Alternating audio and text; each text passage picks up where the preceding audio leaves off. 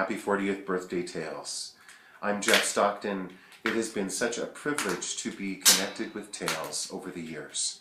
I have been so grateful for the invitations that have come to perform at Tales celebrations and concerts, and it was such a privilege to facilitate the Tales retreat a couple of years ago in Sylvan Lake.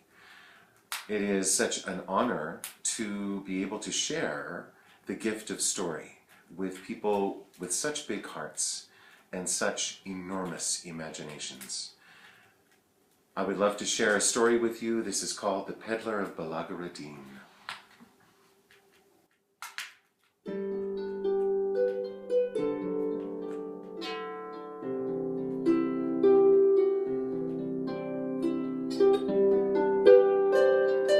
Ballaghaderreen was his home.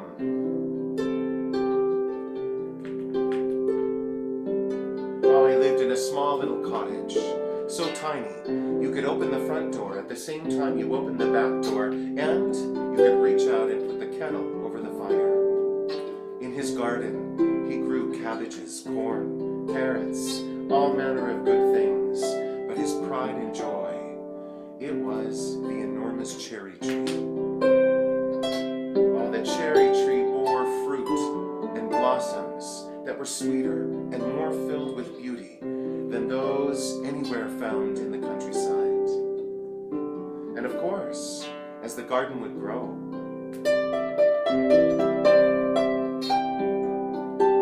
well, the small things would come. The rabbits and the squirrels, the blackbirds, and the neighbors would say, "Oh, Peddler, you're a poor, foolish man entirely.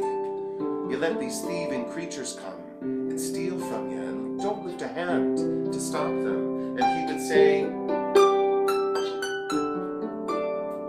"Each one of these creatures pays well.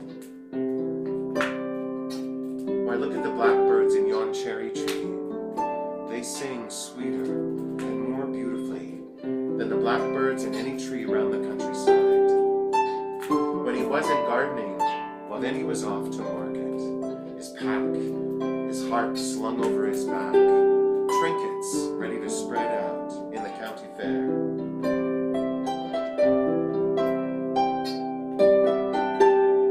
In no time at all, he'd have a gathering, for the young ones would come when they saw him there. And this young maid, she would ask, "How much for a story today? How much for a story of love, romance, hope?" And he would say, "That will cost you 2 shillings. And she would turn away crestfallen. And he would say, "Nay, you can have it for a smile on that pretty face."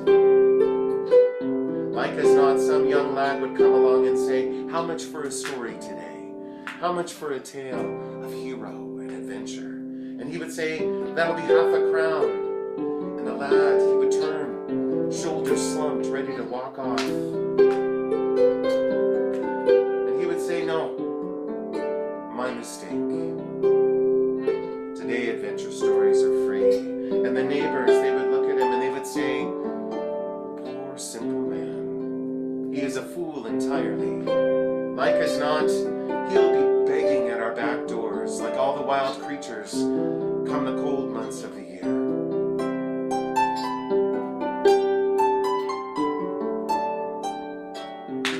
Time, it has a way of going so fast. And the years, they speed by. And there comes a time where the peddler of Ballaghaderreen is no longer a young man.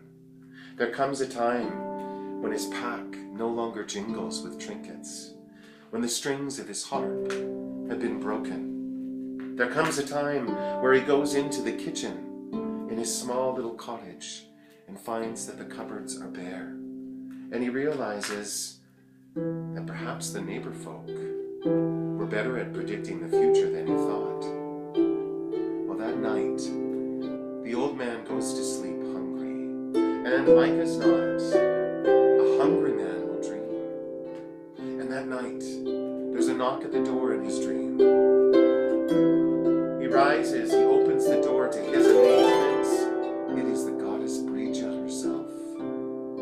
Patron saint of singers and smites, of poets, craftsmen of all sorts. makes ready to bow. She says, I do not need you to bow. I need you to listen. She says, Peddler of Ballaghaderreen, you must go to Dublin. This very day when the sun rises, you must find the bridge that spans the River Liffey, and there you will hear what you need to hear. Well, the morning sun, it dispels all of the shadows, all of the confusions of the night. In the morning, his hunger, it is stronger than ever. And he thinks to himself, it was just a dream. And hunger, it makes a very poor traveling companion. I'm better off here.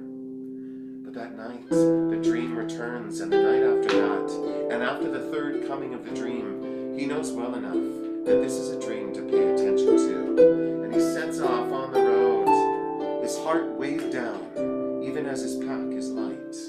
For he has nothing to offer the dogs that come trailing after him, and he has no time to offer a story to the young ones he meets. In no time at all, he comes to the great city of Dublin. Well, the crowds of people, they move this way and that way. They're like a tide, a river, a sea, sweeping over the cobbled streets. And he comes to the River Liffey. He comes to the bridge right there in front of the head inn of Dublin, and he waits all day, leaning up against a post, weak with hunger. But although he listens with keen ears, although he waits with an open heart, no one stops to speak to an old man leaning against a post on a bridge. At last, as the sun begins to set, he feels that he's been a fool.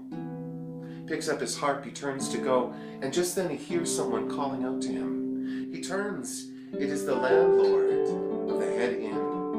He's standing at his door, and he says, Poor simple man, come and speak to me all day. I have seen you standing there, watching the people move this way and that. No one stopped to speak to you that I saw. Tell me, what is it that you're doing? The peddler, he opens his mouth to speak, and the landlord says, Where are my manners? Sure, I can see that hunger and weariness are upon you. Sit down. He brings out ale, bread, meat, and cheese. And as the peddler eats, he begins to tell his story. He says, drawing himself up in his chair, 3 nights running, I had a dream. Well, the landlord bursts out laughing. He says, I could tell from looking at you that you were the type to be having dreams. And what's more, you'd be the type to listen to them. Why, I myself, I pay attention to no better dream than this. He reaches in his pocket. He pulls out some gold coins. The sound of gold. That's my dream come true. He puts the coins back in his pocket, slaps the peddler on the shoulder, and turns to return to his customers. The peddler sighs, finishes his meal, picks up his belongings to go, but as he's heading out the door, the landlord calls out and he says, Wait a minute, Master Peddler. Your words have put me in mind of a dream I had myself. 3 nights running. 3 nights running. The goddess Brija herself came to the door of the head inn of Dublin. She said to me, Landlord of the head inn, this very day on the sunrise, you must head to Ballaghaderreen. There, at the crossroads, you will find a small cottage and a beautiful cherry tree. There, you must dig down to the roots of the cherry tree, and you will find what you need to find. He laughs again. Ballaghaderreen, I've never heard of such a place. Digging down to the roots of a cherry tree. I've got better things to do with my time. And turns back to his customers. Well, the peddler of Ballaghaderreen wastes no time. His feet are swift upon the road, and his return is joyful.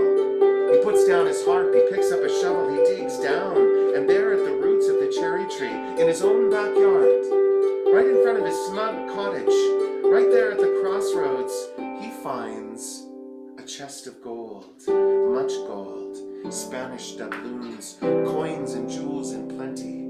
He laughs out loud and he says, "'Tis true.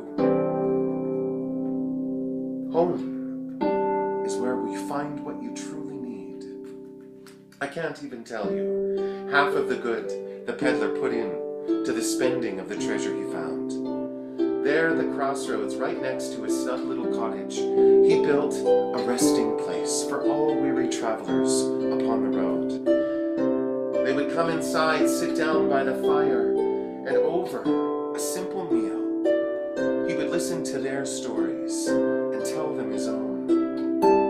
And when he passed, as all must, the people in the village, they wanted to remember his kindness, his gifts of story, an open door, an open hearth, and an open heart. And so right there at the crossroads, they built a statue of an old man, the peddler of Ballaghaderreen, harp strapped to his shoulder, children sitting at his feet, hungry dogs snacking on the triscuits and the trinkets, all of the delights found within his pack. And there it stands to this very day. May you find rest when the road is long. May you find a warm hearth when your hands and feet and heart are cold. And may there always be a story in your pack, ready to share with those who are hungry for them.